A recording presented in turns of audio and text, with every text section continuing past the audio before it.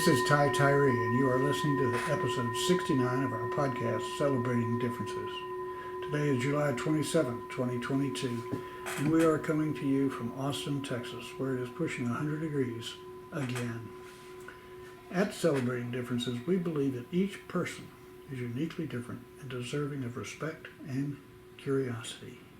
Therefore, our task is to approach each of these uniquely different people with curiosity to learn how they can make our lives more interesting and fulfilled. If you are interested in learning about other people, who they are, how they got here, and what interesting things they are doing, then you've found the right podcast. In this episode, I'll be talking with Brian Canevari about his work with Kokua Bikes USA. Kokua is one of the leading brands of balance or glad bikes, and the founders of Kokua actually invented the modern balance bike. Brian and I met in January 2009 when I went to the Big Island of Hawaii to certify a group of league cycling instructors. He currently is making a sales swing around the States, and we were able to sit down together when he was passing through Austin on his way back to Hawaii. So let's get into the interview with Brian Canevari of Kokua Bikes USA. We're here with Brian from Hawaii. And Brian, pronounce the name of the company you work with. Sure. I work with Kokua Bikes USA. Kokua, okay. My last name is Canevari. Canevari. So we got all those hard words out of the way early on. I think there's harder things that we're going to be talking about today than the pronunciation. Wouldn't be surprised. What year were you born, Brian? 1970. 1970. What happened in 1970? What was going on in the world in 1970? Right in the middle of the Vietnam War. It was, yes. It was 2 years prior to the Earth Movement initiation in 1972. Okay.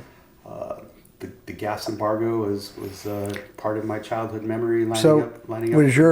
Was your father a veteran? No, actually, my father was supposed to. My father got drafted and didn't pass the medical examination.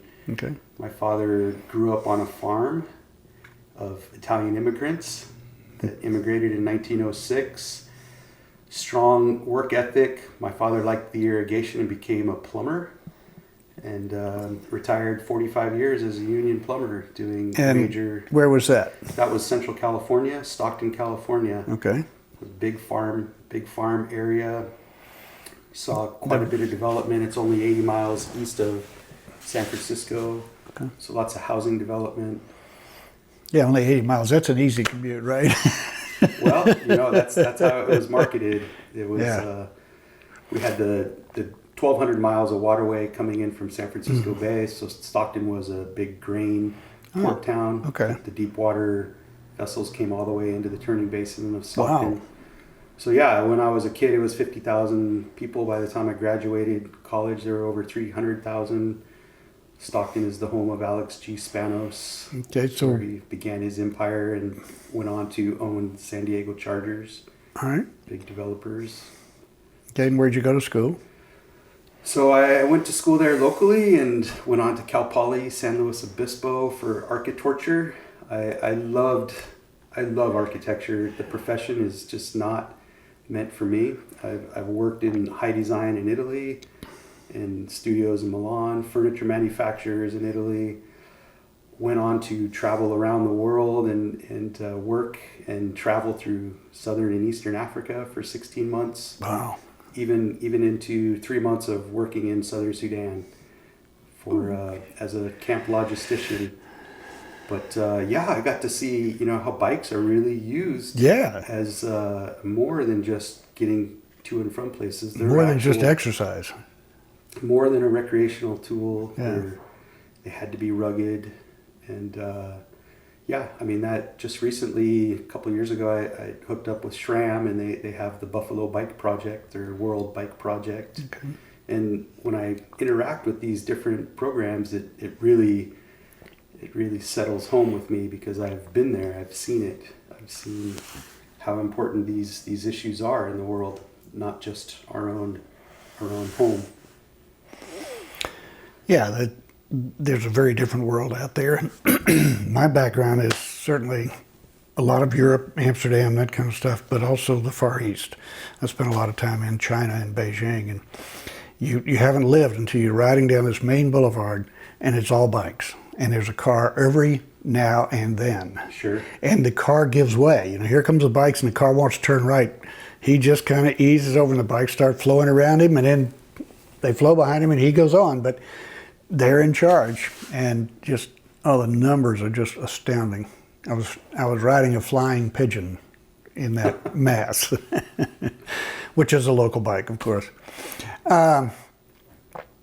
So architecture, that's an interesting place.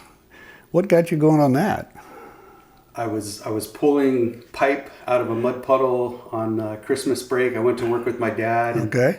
He says, buried underneath all that mud is a bunch of pipe. You got to pull it out. By the end of the day, I was just caked. But I saw this guy walk up, and he's wearing a white collared shirt.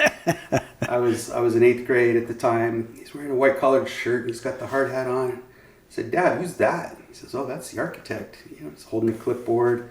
I said, there you go. That's where I want to be. I get the clipboard and all, yeah. Yeah, so drafting classes. Okay. Did my first house addition remodel when I was 16 years old. I worked as a janitor in high school. I started delivering papers when I was 10, delivered papers for 6 years. Was irrigating fields when I was 8 years old in the summertime. Wow. Yeah, I really attribute the work ethic that I have to generations past. It's the work of my great-grandparents coming from Italy, working hard.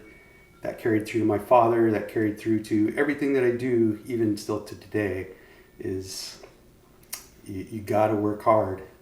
And it's 360 days a year. Only 360? Only 360. You get some time off, huh? I try, yeah. So, Brian, where did we meet? We met on the Big Island of Hawaii, and that was 2009. It was January of 2009. Okay. You're actually, I was driving over here today to meet with you, and I says, this is the perfect circle of how my evolution into what I'm doing today with Kokua Bikes started. And you were teaching the LCI League Cycling Instructor class. We did the 8-hour pre-class and then the 3-day weekend, so 4 days together, where we got to talk. And at the time, I had a 3-year-old and a 1-year-old, and I remember asking you, hey, I need some tips on how to start with my child. And your reply was, hey, get a bike, remove the pedals, remove the cranks if you need to, and make a glide bike. And lo and behold, that's what I did. I went down to Salvation Army and I got such a thing going, and it wasn't successful. And the reason it wasn't successful is his size. The bike was heavy. The child, he was too far off of the ground, so he couldn't put his feet down, and it wasn't successful. We went through the motions. By the time I got to my daughter, who was 2 years behind him, driving by, I saw a wood bike at a garage sale for $5, and I said, that's going to work. So we got her going on that. And what brand was that? You remember? I don't. So what was different about that bike besides the weight? It was specifically allowed the child to sit on the seat with their feet flat on the ground. It was lighter weight, and it was made just to be a glide bike. And then by the time I got to my third child, I looked for a used balance bike. My wife gave me 2 options, and I saw this shiny bike with an elastomer suspension, and I said, wow, that looks really cool. And so we got that, and that ended up being a Kokua-like bike. And that's kind of where my story with Kokua started. Okay. And when was that? And so that would be 2012. Okay. By the time we got halfway into 2013, families at school saw me showing up with 3 kids on bikes. The youngest was in the bike trailer with his balance bike in the back. So he would run through the park for the last half a mile. to get to school. And it was a When slow, you say run, he's running on his bike. he's running on the running bike, the Okay. balance bike. So we'd put the balance bike in the trailer. My other two children would be riding their bikes. He would be in the bike seat. We'd get to the park, we'd pull out the balance bike, and he would run. And it was a slow progression, actually, because there's two sections to the park. And so at first he would ride one section, then both sections. And then he would ride both sections there, and then one section coming back, and then doing the whole thing. And the funny thing is there's benches along that pathway. And so he would pull over and stop. And what I realized is he's developing the muscles. And so even though kids are so active, it's not, he didn't have the muscles necessary to do that activity. And so it was just like if we're going to go out and train to do some type of physical activity, it's a slow incremental process of developing that strength. It is. And there's a lot of things we do that we don't recognize. I'm pretty robust and I can get around good, but goodness, just Tai Chi, my neck and shoulders, I'm not used to that motion. I have to prepare. Okay. All right. And so parents saw me showing up to school and said, hey, can you help teach our children? So I tried to buy 6 balance bikes just like the one I had. My email got to Germany. They thought that Hawaii was its own country. And well, so they it said, was once upon a time. well, yeah. So they said, well, why don't you be our Hawaii agent? Oh, really? So they basically break up the world into someone takes over USA, someone covers Canada, Belgium, England. Hawaii. Yeah, so they put it up on their website with the Hawaiian flag. And lo and behold, I started selling fleets of balance bikes to the University Child Care Center, to private schools, to public schools, and trying to get those bikes into schools through the PE teacher, trying to get those bikes into schools through a parent. When I show up at a school, I'm seen as a vendor rather than an advocate. But I started selling the bikes because I wanted access to high quality equipment that would last for repetitive use, for being thrown around by kids in really tough environments. So what's special about Kokua? Because there's a lot of different kinds of balance bikes out there. There's and many. Kokua wasn't necessarily the first. Kokua actually was the first. Was with the wooden bike? Yeah, so it was Like a Bike. Okay. They were known in America as Like a Bike. Like a Bike. All right. And so the Kokua brand uses Like a Bike for their balance bikes and Like to Bike for their pedal bikes. Okay. But yeah, and you can even find it in Wikipedia, where Rolf Mertens is the designer of the first commercially available balance bike for children. The original balance bike is from 1817. Yeah, well. Carl Zeiss, right? But reinvented in 1997, trying to tire out his 3-year-old son, as an industrial designer, developed this wooden bike and said, hey, this is quite unique. Let's bring it to market. And they did. In 2005, they launched an aluminum version, but not just any type of aluminum. They used 7005, which is typical to the aircraft industry. Okay. So very rigid. They're able to use a super lightweight frame. They're using sealed cartridge bearings. They're using an elastomer suspension, a steering damper so that the bike handlebars doesn't turn 90 degrees, called jackknifing, where the child flips over. And that was inherent in their wood design, was the limit on the handlebars. And they understood that was integral to a child learning to ride a bike, is everything is pushing with the arms and with the hips. Okay. But what is hardest to explain is the geometry of how the rider fits on the bike. And the way that a rider fits on the bike gives inherent control of the bike. In fact, it was really reassuring. This past weekend, I was at Bentonville Bike Festival. Oh, isn't that great? Those guys are amazing. Yeah, families came out despite all the heat, and there were other products out there. Children showed up with their own balance bikes. I brought a fleet of 15 balance bikes, 7 of 12-inch, 7 of 14-inch, and I brought one of our bigger wooden Leica bikes with 16-inch wheels, because inevitably there's always an older sibling that wants to ride, and they're standing around. So I bring those. And it was so reassuring to hear the families, the parents, they're standing under the shade structure that I brought, and they're like, hey, look at Freya, look how she's riding that bike. I don't understand why. Why is it? And they're asking each other, like, why is that? That I'm in earshot, and so I would explain it's geometry. Well, what is geometry? Geometry is the measurements of the bike that talk about the positioning of how the rider fits. The rider has to be leaning forward so that they could actually kick the bike. Right. At too upright position, it puts an enormous amount of strain on the lower back. And so there's these small dynamics of how the bike is made. Also, the bike is lightweight, 7.5 pounds, 9.2 pounds. Yeah. And all these factors go into how the child controls the bike.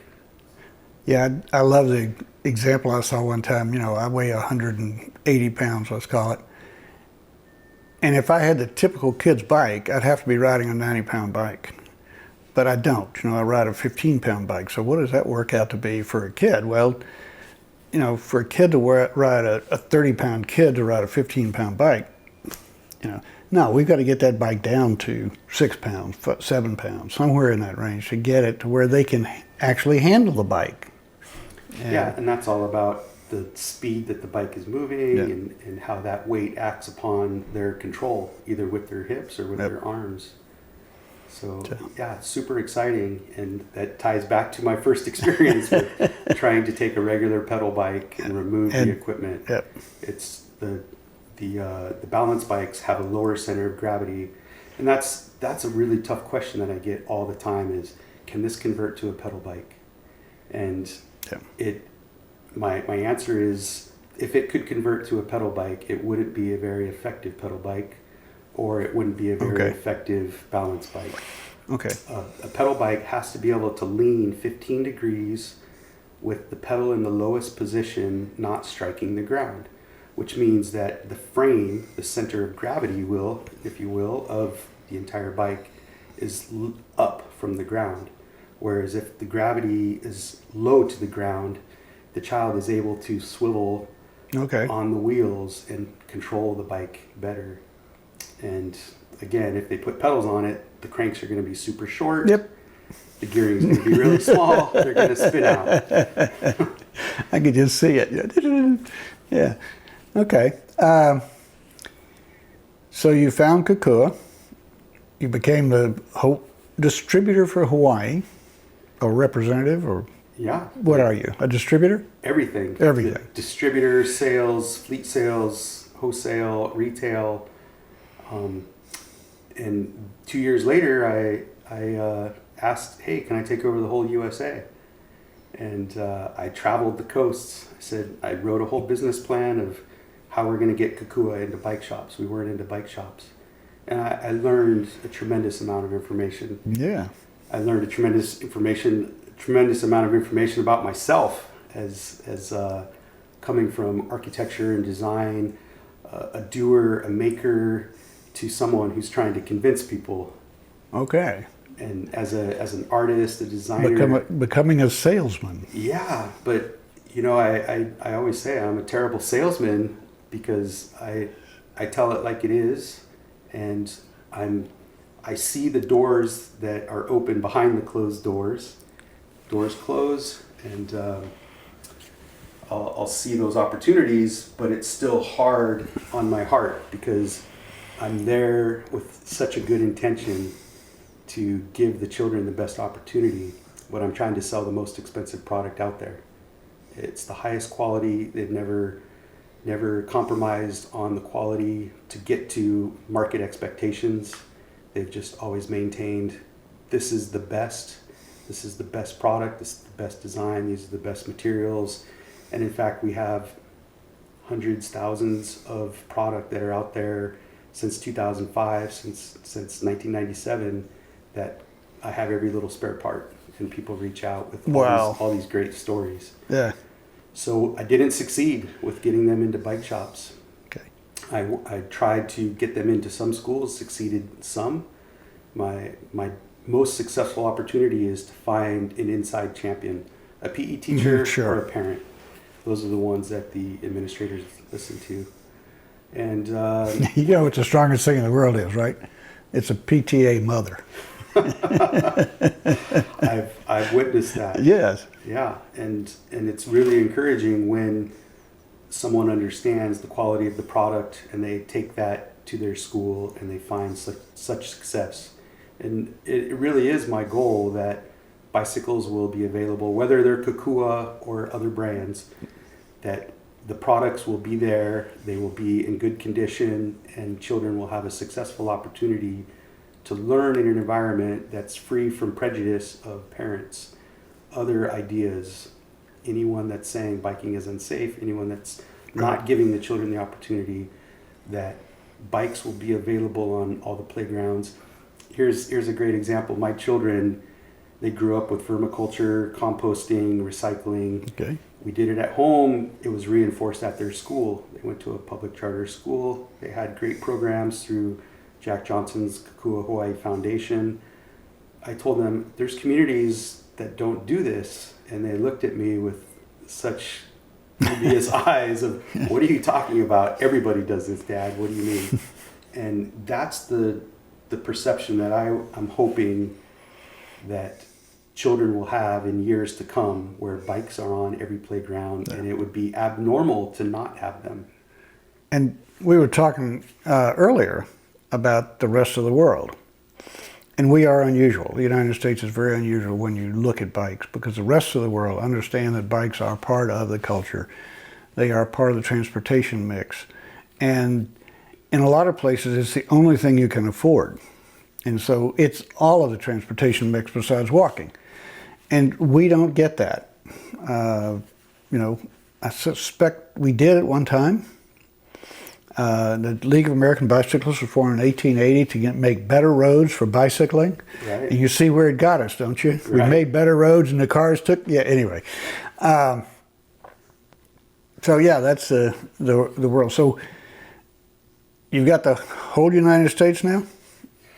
Yes, so I cover the whole United States and Japan as well. Well, that's logical. Well, it's 5 hours to the West Coast on a plane. It's 7 hours to Japan. Okay. Yes, it is. Yes. Japan is still a very difficult market. Yeah. But it's a very interesting market. The families that I do work with there are riding our pedal bikes, and I've had the opportunity to go and ride with them, ride with their children, and it's just amazing facilities that are available with super wide sidewalks that are shared use, mm-hmm. Specific area for walking, specific area for biking, and good transitions across the roads. And the rest of the world understands that. Yes.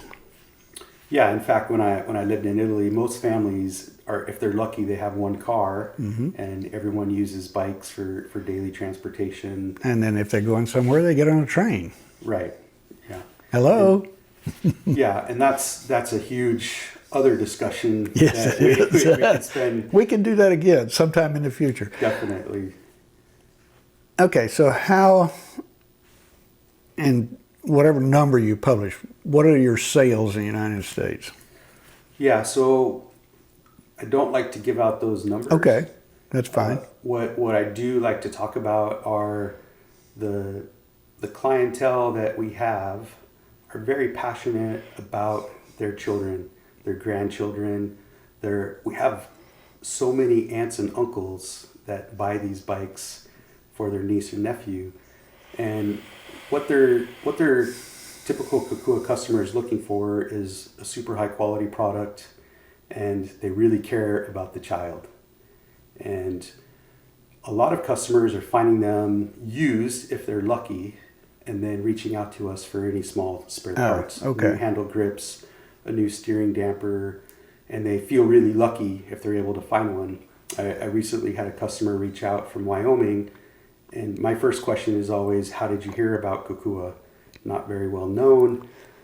All my friends from college have them, Brian, but they won't sell me their equipment, even though their children have grown out of it. And I said, well, where's the equipment? Well, it's in the attic. They're keeping it for their grandchildren. Oh, wow. It's that special. Yeah. Just this past spring, I had 2 customers reach out. My daughter just graduated from college. Another one was my son graduated from college. We're restoring the wood like a bike for an eventual grandchild. We don't know when it's going to happen, but we want a new cotton seat cover. We want to put some new grips. One of them was in the barn and something fell, broke the wood handlebars. Yeah, no problem. We have it. Wow. We can get that, and you can put that back together. We had one that was pretty messed up because it was in a different barn, and we had every part to put it back together, and that was out in Massachusetts. So I've always told my wife, I always wanted a dozen children. We had 3, started kind of late in life, but I now have children all over the USA and Japan. They reach out, and a lot of times I'll get photos and videos, and it's not for Instagramming or putting up to Facebook. It's really to share with me the effect that the products have had on not only their life, with not only their child's life, but actually on their interaction with their children, which I can actually say that I've had the same experience. And that's kind of hard to put on a sales campaign or some kind of post and have someone really understand it. But going for a walk with a child and them taking a Leica bike, they're running circles. They're getting so much activity. Every little hill is fun. It beckons so many smiles from passersby of like, wow, how old is the child? Even when my youngest was 9 years old, he was petite, and he rode one of our Leica bikes on a tour through Jamestown, Washington, D.C., running up to see Lincoln. And one security guard says, "Hey, you can't ride it in this grocery store." And I just said, "It's an assisted walking device." And the security guard walked away. And I realized that's the magic trick. He could take this everywhere. It's a mobility device. And in fact, my son would always ask when I'd say, "Hey, we're going to XYZ place," he'd say, "Do I get to bring my Leica bike? Can I bring my bike?" Yeah. I mean, he had a bike to ride triathlons. He had a mountain bike to go in the hills. He had a Kokua pedal bike with the rack and the basket to go to swim practice every night. But he still had his running bike. And that's probably from this past weekend in Bentonville is one perception I heard over and over again is my child's pedaling now. They don't need that. And you could see the child wanting to ride the balance bike. But it's fun. Yeah, it's so much fun. I've got an adult-sized balance bike that I use for my adult students. And there are times when I just jump on that thing and ride. It's just a lot of fun. I just pop on it and go. That's another thing that I need to thank you about is some years back, there was a mom in San Marcos nearby here. Yes. She reached out and said, "I'm struggling with my younger son." And I called you, and the next thing I know, you were on your way down to San Marcos with your glider bike. Drove down there. And you were riding with him. And got him going, and they came back, because I left the bikes with them. I said, "Okay, he needs more practice. Will you work with him?" She said, "Yes." So I gave her the adult bike, and he had his glider bike. He may have had a Kokua, I don't know. But I left her with the adult bike so she could go out and ride with him and ride the same way he was. And she was so appreciative. And they came back, and the kid came up to the door and said, "Oh, thank you, thank you, thank you." And, I can see it in your eyes, but I know what the feeling is when you look and see that child ride, and the look on their face is like, "I'm free." Absolutely. Yeah. Absolutely. I couldn't agree more. And I'm trying to come up with a catchphrase of, kids are getting shortchanged because of adult perceptions. I was joking with a gentleman the other day. I said, you don't have to try to convince yourself that you don't need it. Like I could see you're trying to not look at it, or you're trying to talk yourself out of having to spend some money on something. Yeah. But what you're really doing is actually, if you can find the resources to get it, and by not doing it, you're limiting your ability to enjoy a key component with your child by going down that road. And I've never realized it more when my children came to me and they heard on NPR that we play in the kitchen, Dad, the government's giving out money. And I says, well, how do you know our family's getting it? And they said, well, I know you can't make very much money on Kokua. You're always working so hard, but you work 2 other jobs, to make sure that you're making it all happen. And I said, so what about the money? And they said, well, we want to go foil surfing. We want to get the stuff that goes under the surfboards that pulls the surfboard out of the water. Everyone's doing it. Not everyone, but it's coming up. And I said, okay, well, let's look at it. We ended up getting some equipment, and then they wanted the wing that powers that they could go further out in the bay. And the next thing you know, my oldest son, who was 15 at the time, got a job at a very prominent surf shop that founded in Kailua 50 years ago. And the reason he got the job is because all his friends at the beach park were in their 60s and 70s. Those are the ones that could afford the equipment. They knew the owner and said, hey, this kid's pretty sharp. So he's earned more money than we ever invested in that equipment from that job. And he has a sales job. He's providing knowledge and experience and helping people make decisions on thousands of dollars of equipment. And he's just turned 16 years old. And so sometimes we can't estimate like what the benefit of doing a certain activity or investing a certain amount of money in a product how it could actually change lives. And I can safely say that I'm a changed person. And I was just at a bike shop in Austin this morning and showing the equipment, and he said, how did you get started? And I told the story about buying the used Kokua for $75 even. And I told him, I said, I don't know if I would have spent the money on a new Kokua like bike jumper. And I often wonder, because once I had the used one, I was sold. I was sold on what it was doing for my child. It was taking the tension off his spine, the flex that it had, the fun things that he was doing. And it's like, this is, let's do more of it.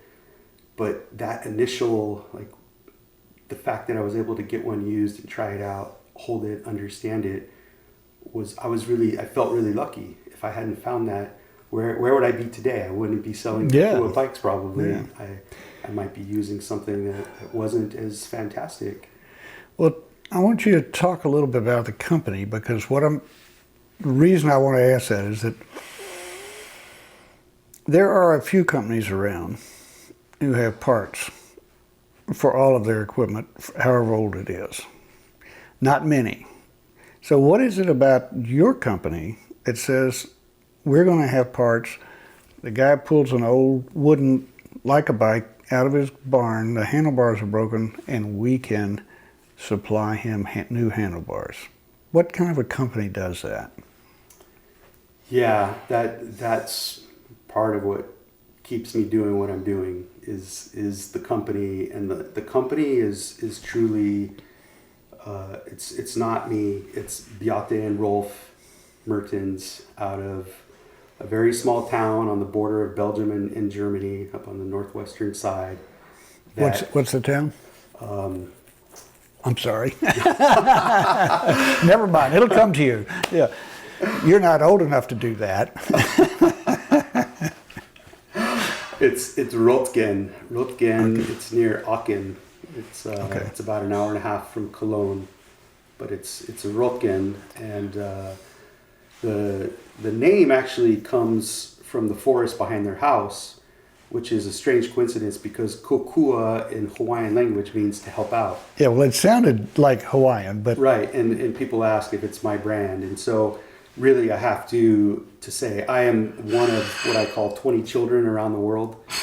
And they're so unique. They're only a few years older than me, but they're unique artists. They do ceramics, they have their horses, they're out riding mountain bikes, rafting, kayaking. They're just finally taking 2-week vacation in July. They haven't done anything for a couple of years. They work so hard. They work all year long. And we share a strong work ethic. We share an artistic background, and we share a passion for providing high quality equipment at our own personal cost of not making more sales. And the reason they offer these spare parts is integral to their idea that you're buying a high quality product that we're going to help you maintain. You know, the wood bikes, they have these press-in cartridge bearings. Okay. And can you believe I sell those? They're not very expensive. It takes a little bit of effort to be able to pop them out and press them in. And I've had varying degrees of customers that have done it easily, and you know, one that said, hey, it's not possible for me, and they bought a new wheel. But I mean, that's just incredible to me, that it is not a throwaway culture. Even the packaging that we use is so minimal. Someone asked me, like, how come the thing wasn't all wrapped up? I spent all this money. And that was one customer. And I said, hey, look, everything that's in that package is compostable or recyclable. There's one plastic bag that covers the seat, and that's it. And part of that is the European packaging requirements. But the other is just their own notion of, I had complained, I said, you know, I have so many different little spare parts and I don't sell them all the time. And she said, you know, Beate, she says, you know, that's just part of it. It's so important to us that you're going to sell new equipment, that the customers have the opportunity to get a replacement seat cover, replacement grips. But that's what we do. And the customers are so happy to be able to have that it makes it worthwhile for me. Yeah. And like I said, it's heirloom, where they're restoring things, they're keeping them in their attics, and you know. Yeah, you started into that discussion. I may be a great grandfather someday soon, you know, and I'd love to have a bike that I could have handed down, you know, from my children. Sure. You know. Yeah. I mean, think about it. What's really left in this world that people keep for their grandchildren? It used to be furniture, right? Mm-hmm. Furniture, a hope chest. They don't want the furniture. They don't want the furniture. I've been to someone, a president of a bank, and you go in and he's got a couple old metal toys up on his shelf, and he's like, you know, my mom kept those for me. Yep. And so I completely see it, what the families are doing. What I'm really most excited about, though, is the equity component to what we're doing with the balance bikes in public environments. And that led me, I think that you sat in on my presentation just this last March at the National Bike Summit, which was biking education for 0 to 8. And I'm so fortunate that I've been able to link up with Fanula Quinn of Discover Traffic Gardens. Oh, she's great. She's great. Yep. And Rick Holt from George Mason University, and his advisor, Ellen Drogan Rogers, and just a great group that we connected at the 2021 virtual. Okay. Leave it to the virtual thing, where things, writings that I was putting into the comment section got picked up and clicked is, hey, we're saying the same things, we should get together. And it was the summer of 2021 that we had some conversations from March to summer, but I said, hey, look, we need to have a weekly standing meeting, whether we can make it or not. So we were meeting on Zoom, and so we meet on Wednesdays at 5 p.m. Eastern. Wow. Every week of the year. And we set a bunch of goals at let me see, 5 p.m. Eastern? Would be what is that your time? I'm not worried about my time. Y'all change time, daylight savings, and Hawaii doesn't. So that either shifts for 11 a.m. or noon. Oh, okay. Yeah. So it's around my lunch hour. The hardest part is it's in the middle of my day, so I have to set an alarm to remember. Yeah. But it's so foundational to my continuance in working on the public side with the balance bikes, which is why I got into the balance bikes. And it's been so comforting, so supportive to have a group of people that are talking about the same thing, because everywhere I went throughout the nation and in fact the world, everyone was talking about biking education at 8 and above. Yes. And what I realized by putting together a presentation for Head Start Region 9, which encompasses Nevada, California, Arizona, and Hawaii, Right. I was so fortunate. Edward Condon of Region 9 Head Start, I reached out to him and he says, okay, just make sure it's not commercial. And he gave me free space to do a presentation. I did a 38-minute presentation. I did a bunch of research. And the key element of that research was researchers agree psychomotor development occurs between 0 and 3. Some argue 0 to 5, but everyone agrees 0 to 3. And why isn't biking part of that? Why isn't biking talked about in prenatal classes with young parents? Why aren't pediatricians checking the box? How many glasses of milk a day? Does the child learn to ride a balance bike? You know, when they're 5, does the child pedal a bike? Like, those kinds of questions should be part of everyday thinking. And so this Early Childhood Mobility Coalition has just been foundational with having more discussion, hashing out discussions that I've had in my own head to develop this website for Early Childhood Mobility Coalition. It's called kidswalkbike.com. Okay. And it's a fabulous resource. We took all the information that Fanula had been dishing out, Rick, Maylin Ko, who works with Stanford Healthcare out in California. She's an LCI, and I met Maylin through the LCI connection. In fact, I reached out to every LCI via email in California, and I got 5 responses, one of them which was Maylin. And during all these discussions, it really hit home that I've been reaching out to the bike community all these years, and no one really wants to do it because it's early childhood. Yeah, and so the new focus is trying to bring in and educate early childhood educators, people that make it part of the study for early childhood development courses. No, and she says, sorry, we can't do that here. We use tricycles. And this is indicative to, I told the Early Child Mobility Coalition group, the same comment is, I have a list of comments and what it really means. and I was raised riding in the back of my parents' car, being told that bicycling is unsafe, and I'm not going to have unsafe things here on the playground. I've heard we can't do it because of insurance, and I walk out and I call the regional Head Start and say, can I have a meeting with the insurance coordinator? I meet with the insurance coordinator, and he said he'd rather have them on the playgrounds, that they're safer, they're lower than standing height. The biggest problem they have on playgrounds is head-to-head collision with children running. Yeah. I mean, a lot of the things I've heard are really non-issues. There's a problem, a stigma, a prejudice that is shortchanging the children the opportunity to have this as part of their life, as part of their psychomotor development. So this organization you started has a website. Is it going after the childhood development people in the universities and that kind of thing? Is that part of your objective? So that's something that we still need to talk about, of what the outreach would be. The goal that we had set was to have this hub of information so that when we do have conversations, we have information there on the equipment, whether it be balance bikes, traffic gardens, ramps, the helmets, all the different parts. So they're called tools. We have research that's there. We have reports.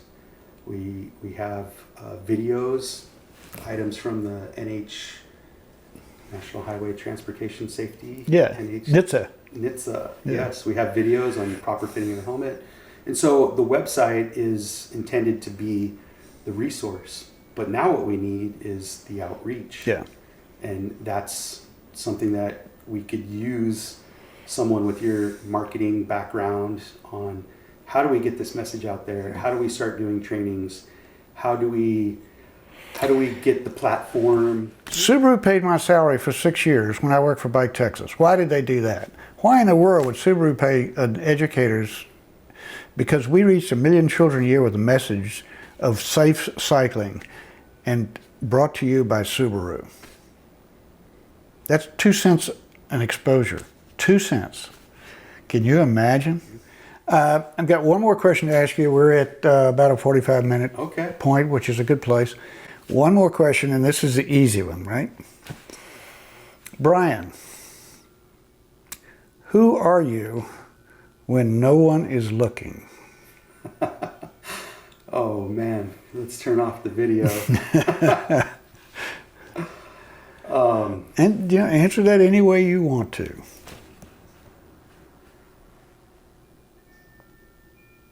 Yeah, that's super hard because it could go in so many different directions. It does, and that's one of the reasons we like to throw it in, is to get you thinking and to have people hear what other people are thinking, trying to answer that question. Yeah. Because that's where we want people to be. The vision is that all of us are unique individuals. We're not the same. None of us are the same. We're all unique individuals. We're all worthy of respect and joy. But one of the reasons I started this is because I think we all should be approached with curiosity instead of judgment.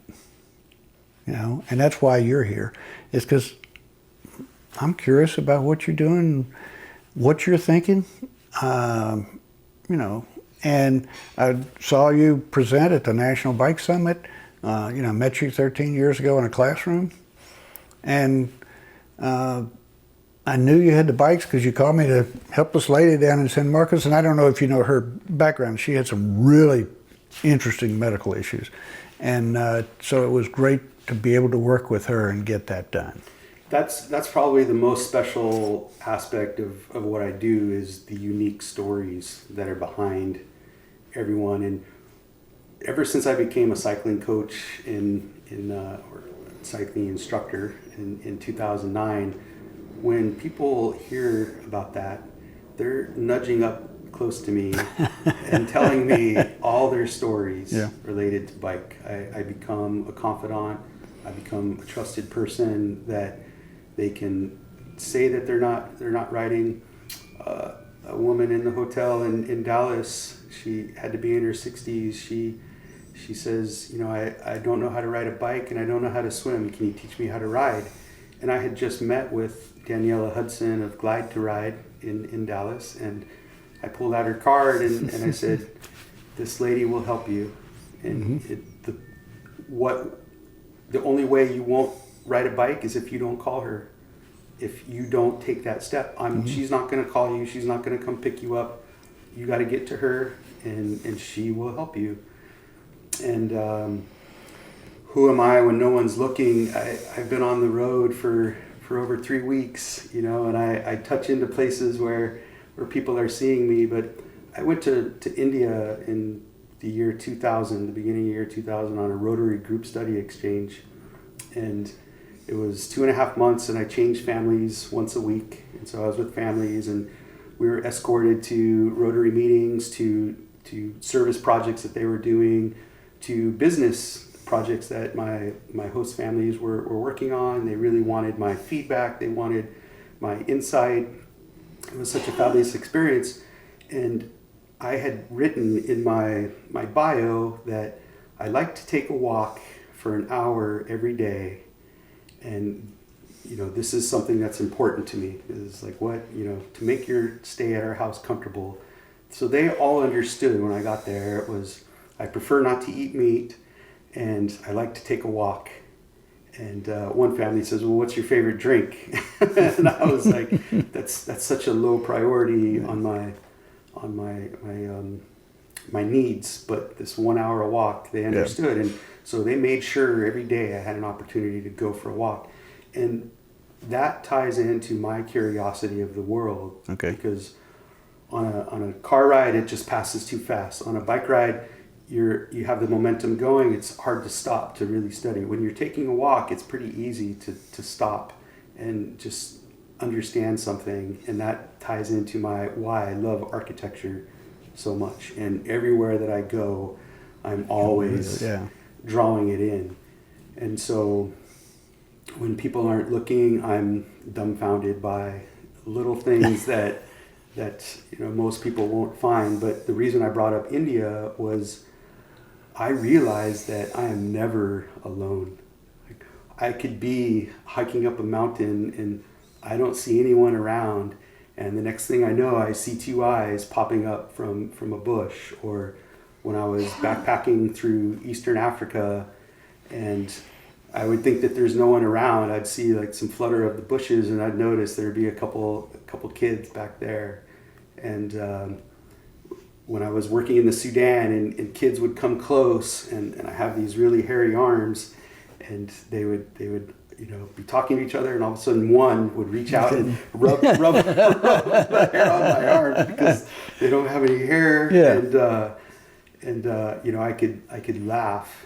And so, yeah, I don't think that people don't see me. Like, I never feel like people aren't watching me all the time. Okay.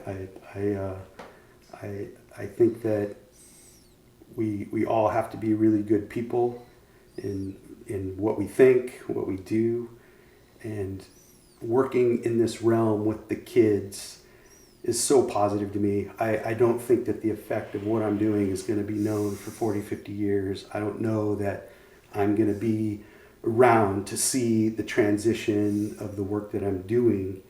But just looking at Beate and Rolf, 25 years, they've been, they started the first balance bike revolution, and they're living their simple life up there where they are, and it's not a fanfare. They're not looking for recognition. I'm the one that suggested it up to Wikipedia, and it's true, and so it's stuck. And I'm forever grateful to my wife who allows me to do this. Yeah. She's a high school math teacher. She works so hard. She does extra tutoring through a university as well. And I reached out. I said, I'm having trouble selling some of these bikes. And she says, you're fighting the good fight. You're doing the good thing. And it just means so much to me that people are supportive of what I'm doing. It's just not everybody. Yeah, and it won't be. We are all unique. We are all special, worthy of respect and love, and but it's fun to talk to people who are doing something for other people.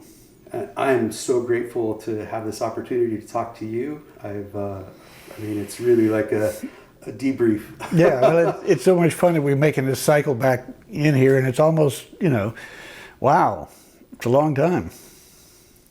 It seems like a long time.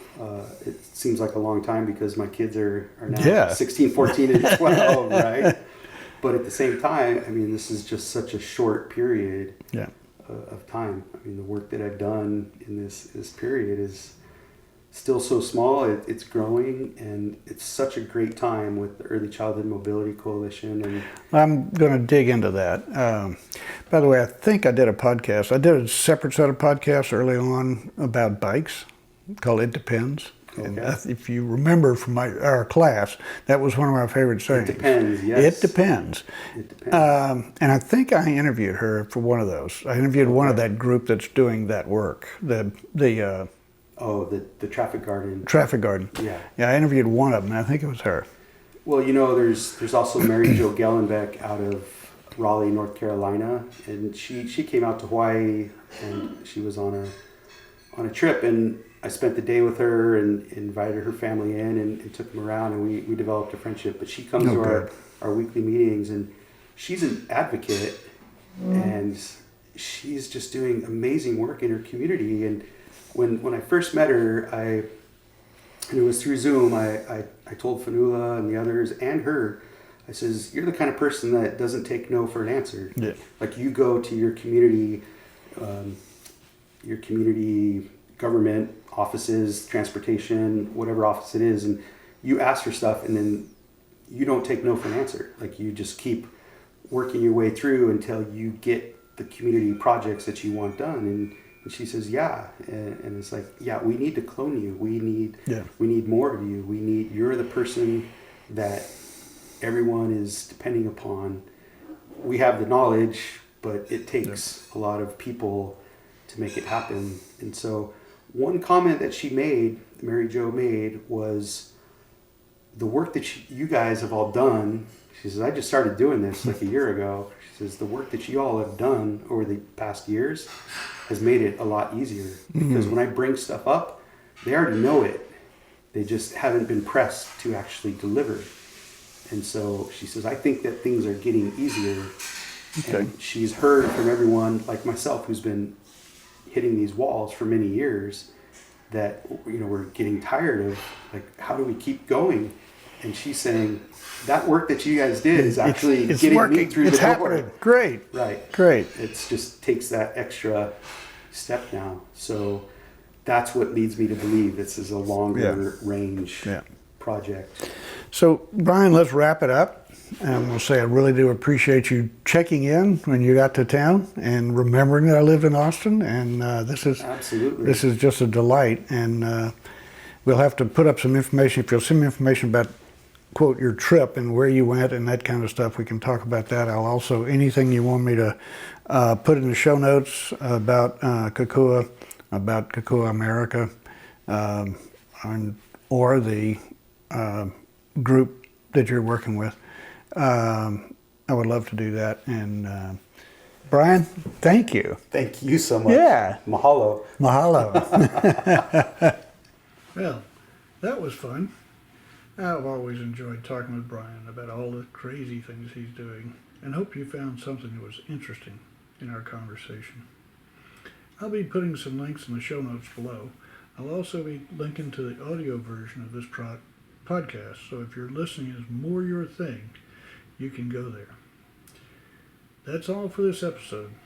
Please remember to subscribe and ring the bell so you'll be notified whenever we post a new video. Thanks for listening.